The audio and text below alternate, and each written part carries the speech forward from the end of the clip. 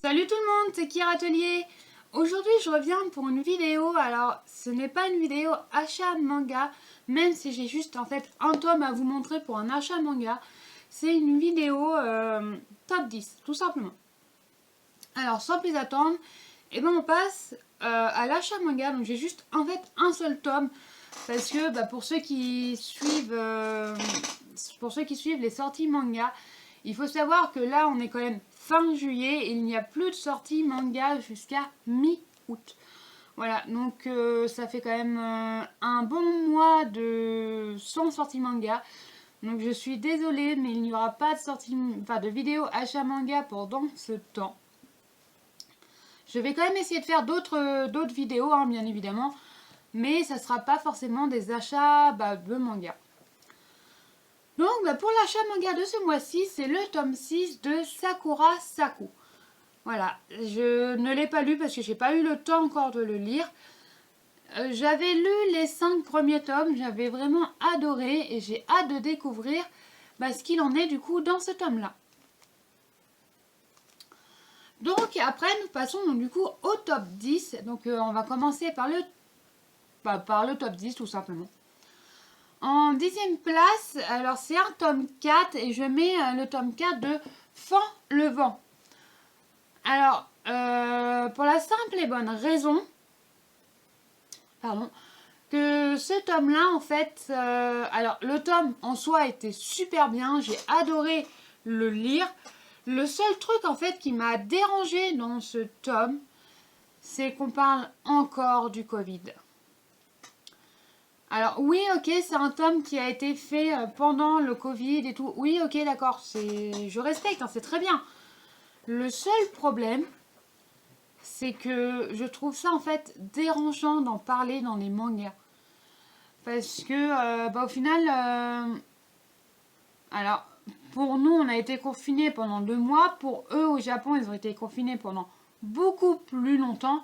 Et en fait, on n'apprend rien de plus pendant ce temps-là. Pendant les 2 mois de confinement, par chez nous, entre guillemets, on va dire 2 mois de confinement aussi par là-bas, on n'apprend rien de ce qui se passe en fait dans leur vie pendant ces 2 mois. Vraiment. Et je trouve ça un peu dommage. Mais bon, en attendant, il est en 10e position. En 9e position, alors j'ai mis un tome, alors j'ai adoré le lire ce tome-là. Le seul truc qui m'a dérangé, c'est que dans le tome 3, on apprenait quelque chose. Et dans ce tome-là, on a toujours 0 nouvelle. Donc c'est le tome 5 de Kami-sama School. Alors, comme vous le savez, je vous l'avais déjà dit pour le tome 4, je trouvais ça dommage parce que à la fin du tome 3, en fait, on apprenait que son frère jumeau avait été kidnappé et depuis, on a 0 nouvelle. Même dans ce tome 5, on a 0 nouvelle. Je trouve ça dommage.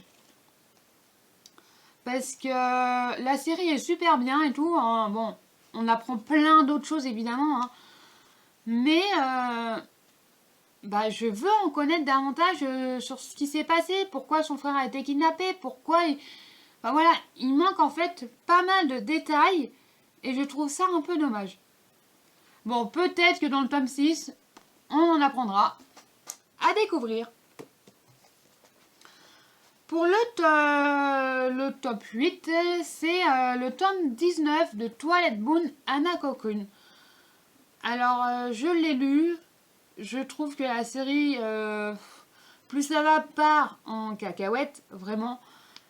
Et alors, je pense que la série devrait se terminer d'ici peu de temps, parce que 19 tomes, ça commence déjà à être un peu lourd, voilà, vraiment.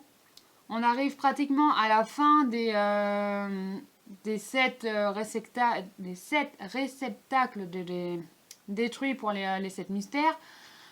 Donc voilà, je pense que ça se trouve d'ici 2 ou 3 tomes, la série sera terminée et ça sera très très bien parce que la série en fait est super bien. J'adore lire ce tome, je le lis avec impatience à chaque fois. Le seul problème c'est que ça commence à être un peu long en fait. Vraiment, ça commence vraiment à être très très long. Et pour ma part, je pense qu'il y a certains détails, certaines choses qu'on n'a pas forcément envie de découvrir ou enfin voilà, on n'a pas envie non plus de savoir et malheureusement ils nous le mettent quand même dedans. Bon, hâte quand même de découvrir le tome 20. En 7e position, je mets le tome 3 de Le Palais des Assassins. Non pas que j'ai pas aimé ce tome, hein, j'adore tous les tomes. Je n'ai pas de tome vraiment que je n'ai pas du tout aimé lire. J'ai que des tomes que j'ai adoré lire, vraiment. Le seul truc, c'est que il faut bien les placer quelque part. Et j'avoue que faire un top 10, c'est hyper compliqué quand on aime en fait toutes les histoires qu'on lit, vraiment. C'est vraiment, enfin pour ma part, c'est un peu compliqué de les placer. Bon, j'ai quand même réussi, voilà, je vous mets donc celui-ci en 7e position. J'ai hâte quand même de découvrir la suite de ce tome. Parce qu'on en apprend quand même un peu plus sur Karine. Elle retourne chez son père, je vais pas vous le cacher. Donc il se passe forcément plein de choses quand elle retourne chez son père. Et à la fin, en plus, elle revoit l'empereur. Voilà, je vais pas vous en dire plus parce que pour ma part, ça sera un peu du spoil. Voilà. Mais hâte de découvrir le tome 4. En 6e position... Ah, c'est derrière le couverture. C'est transparent en fait. Je sais pas si vous allez voir. C'est transparent et on voit le dessin en dessous. Voici, on voit un petit peu. On voit le dessin en fait qui est juste en dessous. Donc, en 6e position, je mets le tome 13 de Shangri-La Frontière. Alors, j'ai adoré ce tome. J'ai hâte de découvrir la suite. Voilà, parce qu'il se passait quand même plein de choses avec Katsuo et Pencil Gun, forcément. Il retourne aussi, pour ceux qui se souviennent, il avait été appelé par Katsuo pour un championnat mondial, oui, un championnat mondial au niveau des jeux vidéo. Et pendant les sessions d'entraînement, il décide de retourner sur Shangri-La Frontière. Et il se passe quand même plein de choses. Quand il va y retourner, enfin voilà, il croise un boss, patati, patata. Je vous passe tous les détails. Mais j'ai hâte de savoir quand même ce qui va se passer dans le prochain tome. Parce que je pense que dans le prochain tome, ça va être les championnats mondiaux. Voilà, et apparemment, enfin, pour ceux qui ont lu le tome, Katsuo n'est pas disponible pour ce championnat. Il a été appelé par son manager pour un autre championnat apparemment plus important pour eux. Enfin voilà. Donc, hâte de découvrir ce qui va en être. Pour le top 5, je mets le tome 4 des 4 frères Yuzuki. Tout simplement parce que j'ai adoré ce tome, hein, comme tous les autres. Alors, je ne l'ai pas mis plus haut, je ne l'ai pas mis plus bas parce que il se passe quelque chose avec Minato. Voilà. Et donc, en fait, c'est ce qui se passe avec Minato, c'est que Minato, ses résultats scolaires ne sont pas très bons. Il va rencontrer une fille qui a à peu près les mêmes résultats scolaires que lui. Sauf que cette fille va penser à un moment donné qu'en fait il l'a trahi, patati patata, et elle va se mettre à le harceler. Voilà, donc Minato se fait harceler dans ce tome. Donc Minato, c'est le 3e des frères, donc celui-ci. Mikoto, donc son grand frère de 11 mois, va le découvrir assez rapidement. Hein. Je crois qu'il découvre la première journée, hein, voilà. Et évidemment, va s'en suivre du coup toute une histoire à côté. Alors, il faut savoir que l'histoire du harcèlement est complète dans ce tome. On a la fin. Par contre, à la fin du tome, on découvre autre chose. Et là, j'avoue que j'ai hâte de savoir ce qui va vraiment se passer. Parce qu'on découvrait quelque chose. Et on a dit... Ah ouais, mais là, du coup, on veut la suite. On veut savoir. Bon, hâte de découvrir le tome 5. En quatrième position, je mets le tome 9 de The Yakuza Guide to Babysitting. J'ai adoré lire ce tome. Personnellement, ce tome-là, il aurait très bien pu se retrouver en première position si j'avais pas lu les 3 autres. Tout simplement. Alors, ce tome-là, il se passe plein de choses dedans. Il y a vraiment plein de choses, malgré l'épaisseur du tome. Hein, on en parle parce que 8 € le tome, ça fait cher pour un tome auquel il y a une centaine de pages dedans. Même pas, je crois. Donc, j'avoue que celui-là, il fait mal au portefeuille. Vraiment. Mais par contre, dans ce tome-là, par rapport aux 8 premiers autres tomes, il se passe des choses dedans. J'ai adoré lire ce tome, vraiment. Il se passe vraiment, mais alors plein de rebondissements. On en apprend un peu plus sur celui qui veut la fin du clan Sakuragi, si je ne me trompe pas. Ou ça, c'est dans l'autre. J'ai plus les noms des clans. Enfin, c'est... Voilà, il se passe quand même plein de choses. Il y a quand même, alors je vais pas le cacher, il y a des coups de feu de tirés, il y a des blessés. Heureusement, ces blessés sont transportés à l'hôpital. Ils vont très bien, je vous le rassure. Enfin voilà, il se passe plein de choses dans ces tomes. Enfin, dans ce tome-là. Et franchement, pour ceux qui disent ouais, ce tome, il est nul et tout, il sert à rien. Personnellement, j'ai envie de vous dire, est-ce que vous avez vraiment lu et compris la série? Parce que j'ai beaucoup de... il y a beaucoup de monde, j'en entends parler aussi beaucoup. Ah oui, mais ce tome-là, il est nul et tout. C'est une série que pour les enfants, tout. Alors, pour ma part, pas du tout. Il y a quand même énormément de violence dans ces tomes. Je ne mettrai pas ça dans les mains d'un enfant, vraiment. Même si ce tome est tout petit, même si ça paraît tout mignon par rapport au titre et tout ça. Non, il y a quand même de la violence. Il y a, comme là je vous le disais, il y a des coups de feu. Il y a quand même... par moment, on peut clairement dire des morts. Parce que je pense que certains, vraiment, quand on les voit à terre, pour ma part, ils sont morts. Alors, oui, c'est un petit homme. Oui, il fait mal au porte-monnaie. Ça, je ne vous le cacherai pas. Pour ma part, c'est vraiment une série, en fait, qui est super relaxante. Enfin, pour moi, qui est super relaxante à lire. Très rapide, hein, parce qu'en une demi-heure, le tome est lu, hein, vraiment. Je ne vous le cache pas. Hein, et je ne suis pas la plus rapide des lectrices. Vraiment. Voilà, je veux dire, un tome classique comme celui-ci, je mets 1 heure à le lire. Vraiment. Sauf si l'histoire je suis vraiment à fond dans l'histoire et qu'on ne vient pas me déranger tous les 5 minutes. Sinon, je mets vraiment 1 heure à le lire.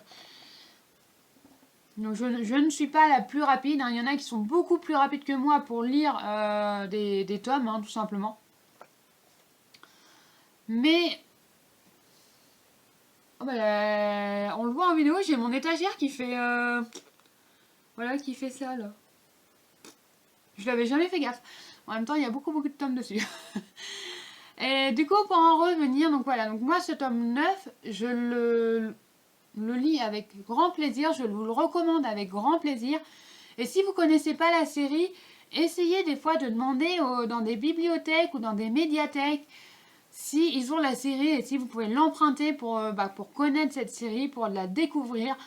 Parce que personnellement, pour moi, c'est un grand plaisir que je lis cette série. Vraiment.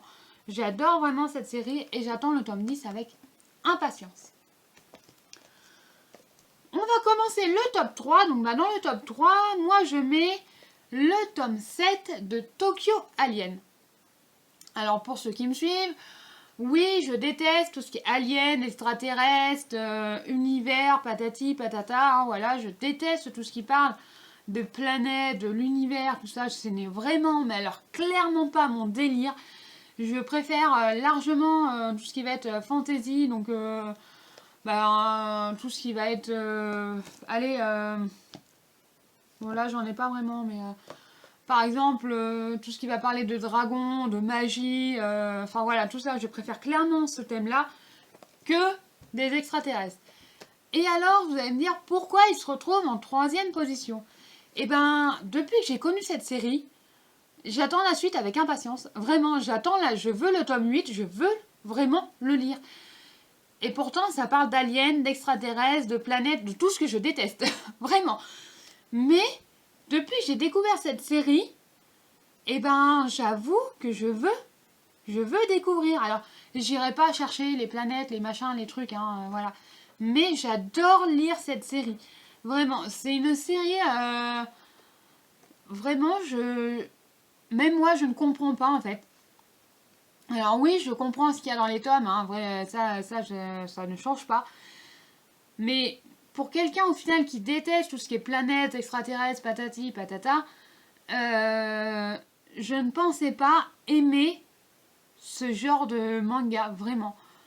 J'en ai déjà essayé, hein. J'ai déjà essayé des mangas qui parlaient d'extraterrestres tout ça à côté. Je suis incapable de les lire, vraiment. Je suis, mais alors vraiment incapable de lire d'autres mangas qui parlent d'extraterrestres et tout ça. J'avoue que celui-ci, ouais, j'ai vraiment hâte de découvrir la suite. Et puis en plus, on apprend tellement de choses. Bah puis, on veut toujours en savoir plus sur ce qui va se passer. Donc, bah, pour ma part, c'est mon top 3. En top 2, donc je pense que pour les 2 derniers tomes, beaucoup l'auront compris. Voilà, donc pour le top 2, j'ai mis le tome 13 des Carnets de l'apothicaire. Alors oui, c'est la jaquette collector, parce que pour ceux qui suivent, j'ai acheté le collector dans l'une des dernières vidéos. Alors je sais plus laquelle que c'est, hein. Je crois que c'était début... Je crois que c'était dans l'une Je crois que c'est la première partie de du début juillet. Et j'ai lu ce tome. Alors, j'ai hâte de découvrir quand même la suite. Si il y a une suite, voilà, parce que pour ceux qui suivent, l'auteur est en prison pour 11 mois, du mois de ce que j'en sais. Voilà, donc j'ai hâte de découvrir la suite. Je veux découvrir la suite, mais j'ai quand même quelques appréhensions qu'il y ait vraiment une suite un jour. Donc voilà. Bon, pour ma part, j'ai adoré ce tome et je vous le recommande fortement. Et si vous pouvez encore le trouver au jour d'aujourd'hui, n'hésitez pas à prendre le collector. Parce que c'est très très compliqué. J'ai galéré à le trouver. J'ai réussi à l'avoir. Franchement, c'est vraiment un miracle que j'ai réussi à l'avoir. C'était vraiment pas gagné d'avance.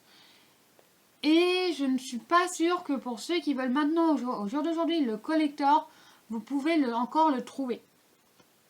Voilà. Peut-être sur internet, mais je pense que ça va être de la contrefaçon, ou ça se trouve, ça sera même pas dans la bonne langue, ou des trucs comme ça. Enfin, voilà. Pour ma part, j'ai adoré ce tome et je veux la suite. Et en première position, j'ai mis un tome que il a mis 10 mois à sortir. Voilà, et franchement, j'ai adoré le lire. Je l'ai acheté, je l'ai lu aussitôt. Vraiment, je l'ai acheté et... Non, pas, je l'ai pas lu aussitôt parce que j'ai fait la vidéo entre-temps. Mais je l'ai lu après la vidéo. Je l'ai lu, mais alors vraiment, ouais, dans la soirée, j'avais lu le tome, quoi. C'était vraiment... Et j'ai adoré ce tome. Vraiment, j'ai vraiment adoré ce tome. Ah, j'avais même pas fait gaffe que la jaquette faisait un seul truc. Et ben, c'est le tome 8 de Criminels Fiançailles. Voilà. Et personnellement, je vous recommande cette série. Alors, si vous êtes un enfant de moins de 16 ans, donc un adolescent, quoi, non. C'est une série plus, ouais, pour ma part, je la mettrai à partir de 16 ans.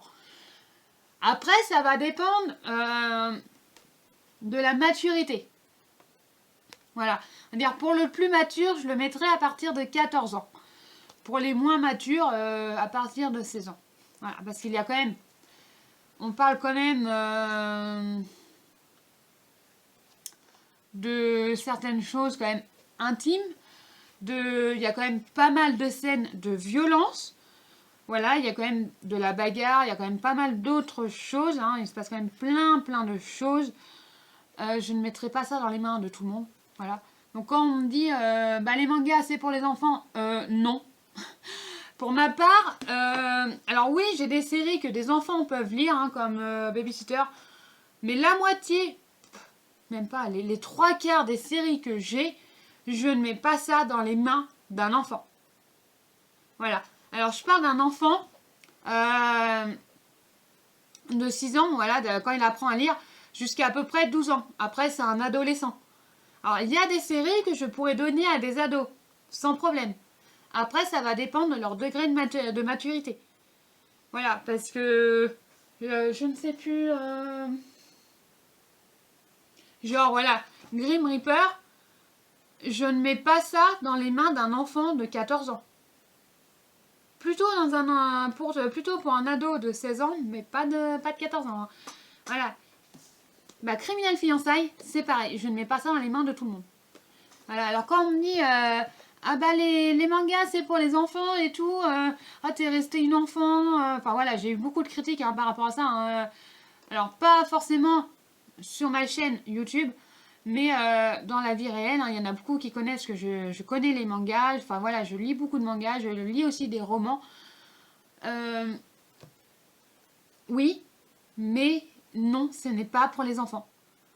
Je sais pas si j'arrive bien à me faire comprendre, mais les mangas, non, ce n'est pas pour les enfants. Il va y avoir des séries. Oui, ok, tu peux mettre ça dans les mains d'un enfant.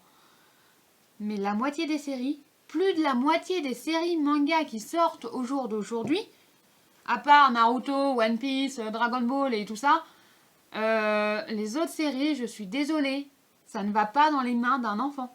Les mangas ne sont pas pour les enfants. Voilà, je préfère être claire avec vous. Alors, oui, ok, il y a des séries, hein, genre Sakura Saku, celui-là, vous pouvez le mettre dans les mains d'un enfant, il n'y a pas de problème. Hein. C'est une série d'amour, il n'y a pas de... voilà, c'est un shoujo, c'est pas... Il n'y a pas vraiment... Il n'y a pas de violence, il n'y a pas de ceci, il n'y a pas de cela. Hein. Ça, on peut le mettre. Hein. Moi, personnellement, ça, je peux le mettre à un enfant de 8 ans. Hein. Ça, il n'y a aucun souci. Enfin, voilà, je sais pas si j'arrive bien à me faire comprendre. En attendant, bah, Criminel Fiançailles se retrouve au top 1. Alors tout à l'heure je disais la couverture elle continue. Alors hop, alors je vais essayer de vous montrer ça correctement sans abîmer mon tome, ça serait pas mal. Mais voilà en fait, nous avons une scène voilà, qui continue sur la couverture arrière. Voilà, donc j'avoue que hâte de découvrir le tome 9. Sur ce, cette vidéo est déjà beaucoup trop longue, voilà, donc parce que je vais encore galérer à la mettre sur YouTube. Pour ceux qui commencent à me connaître, hein, je n'ai pas beaucoup de connexion internet.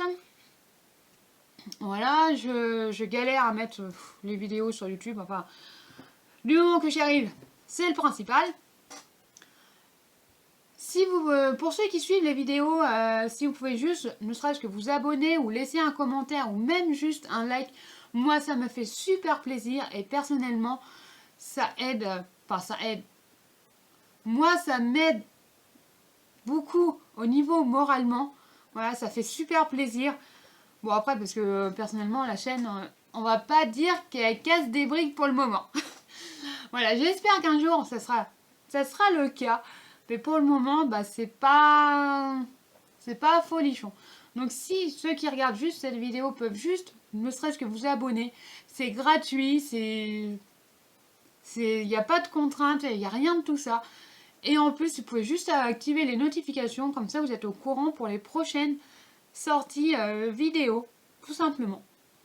Sur ce, moi je vous dis une bonne semaine et à la semaine prochaine. Bye bye!